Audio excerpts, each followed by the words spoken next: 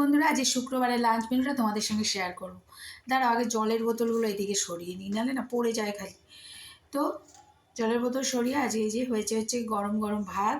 একটু আগে নামিয়েছি, গরমকাল পড়লে কিন্তু আবার ভাত আগে করে নেবো। আর সাথে আছে কালকের একটু ডাল, শিম লাউ দিয়ে ডাল করেছিলাম, সেই ডালটা রয়েছে, শিম আর লাউ নেই। আর এটা হচ্ছে কালকে রাত্রিবেলা না একটু কাশ্মীরি আলুর দম করেছিলাম, অল্প একটু বেঁচে গেছে, সেটা রয়ে গেছে।